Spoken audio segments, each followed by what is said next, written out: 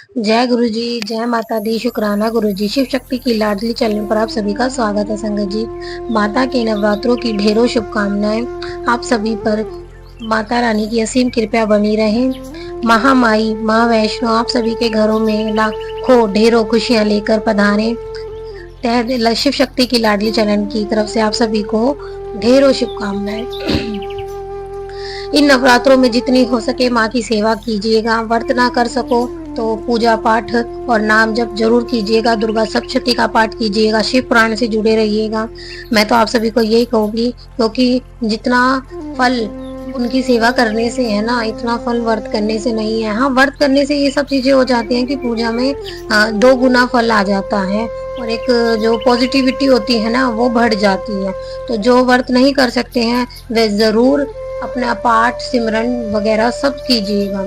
और माता रानी इन्हीं सब चीजों से प्रसन्न होकर आप सभी के घरों में ढेरों शुभकामनाएं और खुशियां लेकर आए। शिव पुराण से जुड़े रहिएगा, क्योंकि शिव और शक्ति एक ही है, तभी इस चैनल का नाम शिव शक्ति की लाडली है। मेरी माँ और मेरे महादेव मेरे जीवन का सार है, मेरे आराध्य हैं और मैं उनकी ही लाडली हूँ। ये नाम मुझे उन्होंने ही दिया है। मैं बहुत खुश हूँ इस नाम से कि मैं शिव शक्ति की लाडली हूँ। बहुत से लोग जो मेरे चैनल को सुनते हैं वह मुझे अब इसी नाम से पुकारते हैं, तो मुझे बहुत अच्छा लगता है।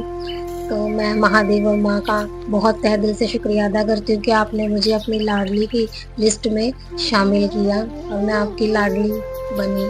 और अपनी सेवा को बख्शे रखना।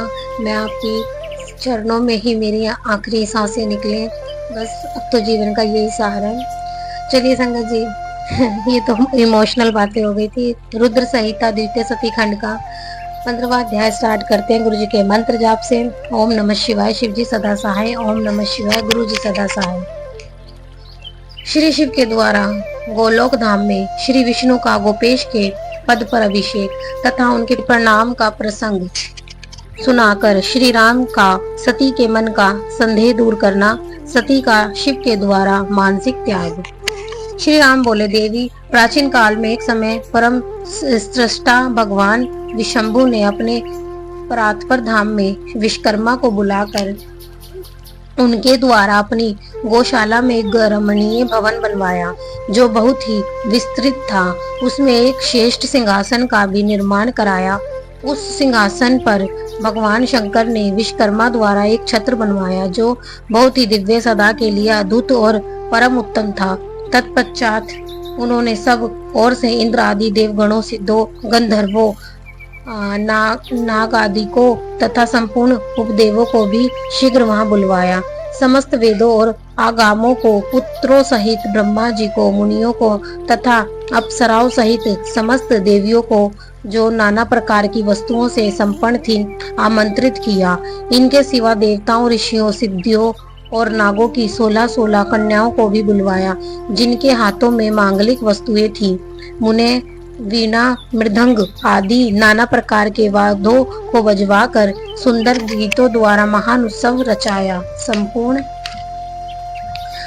औषधियों के साथ राज्य अभिषेक के योग्य द्रव्य एकत्र किए गए। प्रत्यक्ष तीर्थों के जलों से भरे हुए 5 कलश भी मंगवाए गए।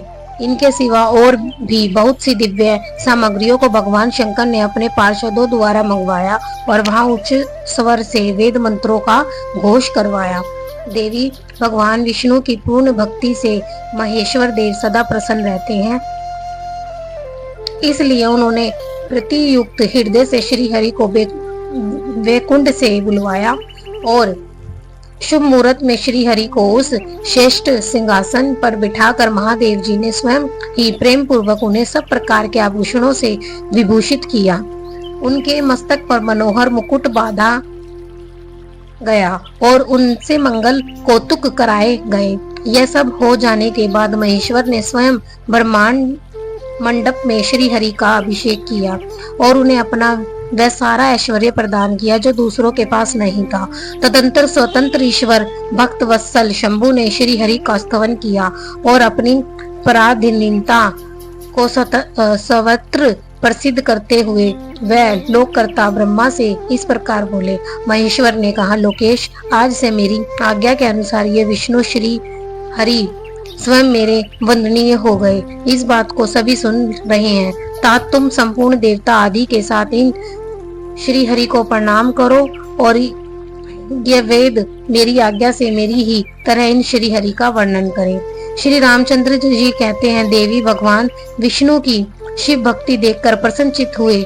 वरदायक भक्त वत्सल रुद्रदेव ने उपयुक्त बात कहकर स्वयं ही श्री गरुड़ ध्वज को प्रणाम किया। तदंतर ब्रह्मा आदि देवताओं, मुनियों और सिद्ध आदि ने भी उस समय श्री हरि की वंदना की। इसके बाद अत्यंत प्रसन्न हुए भक्त वत्सल महेश्वर ने देवताओं के समक्ष श्री हरि को बड़े बड़े वर प्रदान किए। महेश बोले, अरे तुम मेरी आज्ञा से संपूर्ण लोकों के कर्ता, पालक और संहारक हो। धर्म, अर्थ और काम के दाता तथा दुर्नीति अथवा अन्याय करने वाले दुष्टों का दंड देने वाले हो। महान बल पराक्रम से संपन्न जगत पूज्य जगदीश्वर बने रहो। सम्रागण में तुम कहीं भी जीते नहीं जा सकोगे। मुझसे भी तुम कभी पराजित नहीं होगे।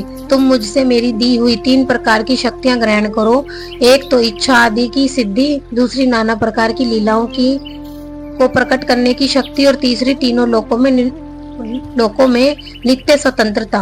हरे जो तुमसे द्वेष करने वाले हैं वह निश्चय ही मेरे द्वारा प्रयत्न पूर्वक दंडनीय होंगे। विश्व में तुम्हारे भक्तों को उत्तम मोक्ष प्रदान करूंगा। तुम इस माया को भी ग्रहण करो जिसका निवारण करना देवता आदि के लिए भी कठिन है तथा जिससे मोहित होने पर यह विश्व जड़ रूप हो जाएगा। अरे तुम मेरी बाई बुझा हो और विधाता दाहिनी बुझा है। तुम इन विधाता के भी उत्पादक और पालक होगे। मेरा हृदय स्वरूप जो रुद्र है वही मैं हूँ, इसमें संशय नहीं है। वह रुद्र तुम्हारा और ब्रह्मा आदि देवताओं का भी निश्चय ही पूज्य है। तुम यहाँ रहकर विशेष रूप से संपूर्ण जगत का पालन करो।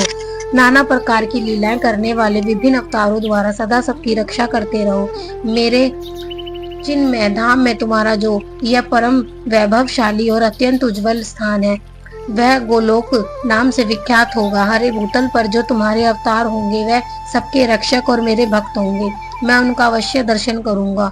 वह मेरे वर से सदा प्रसन्न रहेंगे। श्री रामचंद्र जी कहते हैं, देवी इस प्रकार श्री हरि को अपना अखंड ऐश्वर्य सौंपकर उमा वल्लभ भगवान हर स्वयं कैलाश पर्वत पर रहते हुए अपने पार्षदों के साथ स्वच्छंद क्रीड़ा करते हैं। तभी से भगवान लक्ष्मीपति वहां गोप वेश धारण करके आए और गोपी तथा गौओं के अधिपति होकर बड़ी प्रसन्नता के साथ रहने लगे। वह श्री विष्णु प्रसन्नचित हो समस्त जगत की रक्षा करने लगे। वह शिव की आज्ञा से नाना प्रकार के अवतार ग्रहण करके जगत का पालन करते हैं। इस समय वह श्री हरि भगवान शंकर की आज्ञा से 4 भाइयों के रूप में अवतीर्ण हुए हैं। उन 4 भाइयों में सबसे बड़ा मैं राम हूँ, दूसरे जगत भरत हैं, तीसरे लक्ष्मण और चौथे भाई शत्रुघ्न हैं। देवी मैं पिता की आज्ञा से सीता और लक्ष्मण के साथ वन में आया था। यहाँ किसी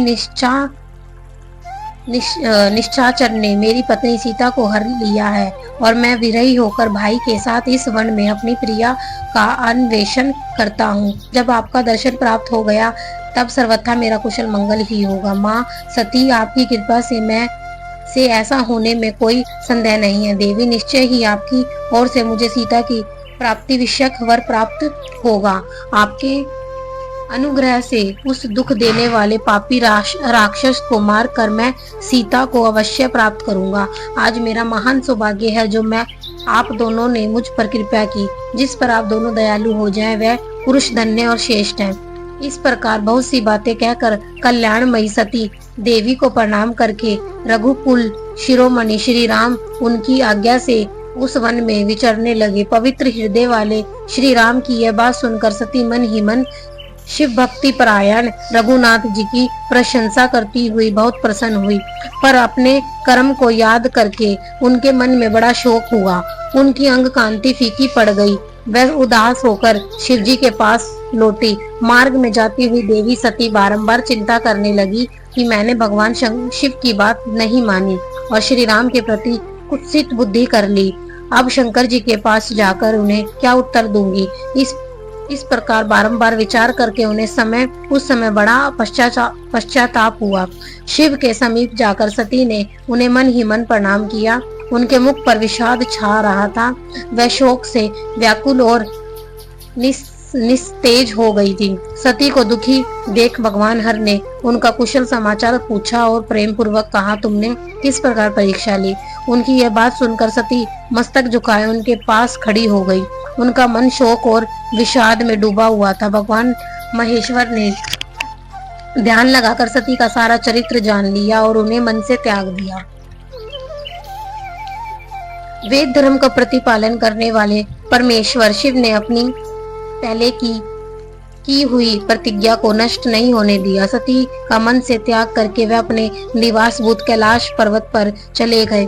मार्ग में महेश्वर और सती को सुनाते हुए आकाशवाणी बोली, परमेश्वर तुम धन्य हो और तुम्हारी ये प्रतिज्ञा भी धन्य है। तीनों लोकों में तुम्हारे जैसा महायोगी और महाप्रभु दूसरा कोई नहीं है। वह आकाशवाणी सुनकर देवी सती की कांति फीकी पड़ गई। उन्होंने भगवान शिव से पूछा, नाथ मेरे परमेश्वर, आपने कौन सी प्रतिज्ञा की है बताइए। सती के इस प्रकार पूछने पर भी उनका हित चाहने वाले प्रभु ने पहले अपने विवाह के विषय में भगवान विष्णु के सामने जो प्रतिज्ञा की थी उसे नहीं बताया।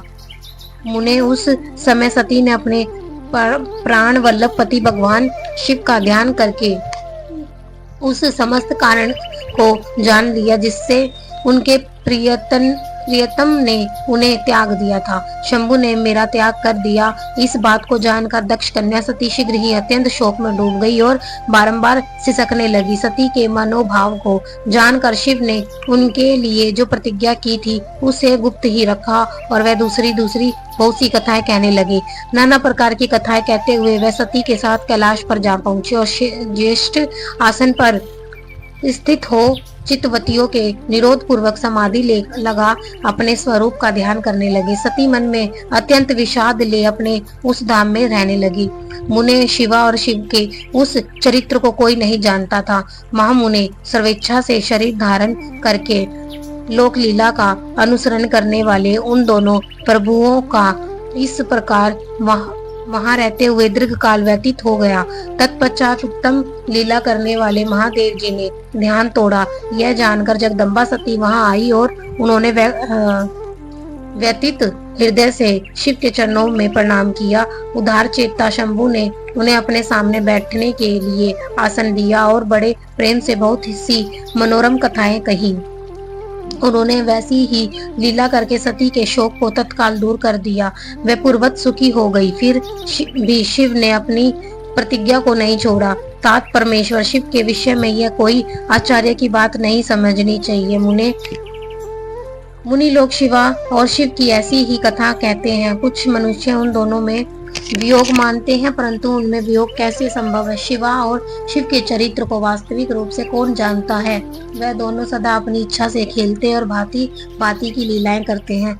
सती और शिव वाणी और अर्थ की भांति एक दूसरे से नित्य संयुक्त हैं। उन दोनों में वियोग होना असंभव है। उनकी इच्छा से ही उनमें लीला वियोग हो सकता है। चलिए संगत जी, यह अध्याय यहीं समाप्त होता है और इस अध्याय में किस प्रकार प्रभु श्री रामचंद्र विष्णु जी ने प्रभु श्री रामचंद्र जी का अवतार लिया और किस प्रकार वह इस अवतार के लिए आए थे संक्षेप में बताया गया है। और जो माता पार्वती सती ने प्रभु श्री रामचंद्र जी की परीक्षा ली थी, जो महादेव जी ने उन्हें बताया, उन्होंने उनकी बात पर यकीन ना कर और वह प्रभु श्री राम जी की परीक्षा लेने निकली और उन्होंने जिस प्रकार उनकी परीक्षा ली, वह परीक्षा में प्रभु श्री राम जी ने अपना पूरा वृत्तांत उन्हें सुनाया। किस प्रकार महादेव जी की आज्ञा से विष्णु जी ने प्रभु श्री राम जी का अवतार लिया है। उन्होंने संक्षेप में सब कुछ माता सती को बताया तो वह पर बड़ा पश्चाताप करने लगी और वही सब की वजह से महादेव जी ने मन से सती जी को त्याग दिया था। तो किस प्रकार त्यागा था सब कुछ इस अध्याय में, तो अंत तक इस वीडियो से जुड़े रहिएगा, पूरा अध्याय सुनिएगा। और मैं तो यही कहूँगी कि शिव पुराण में बहुत ही जीवन का सार है, सभी ध्यान पूर्वक सुनिएगा। मैं अपनी वाणी को यहीं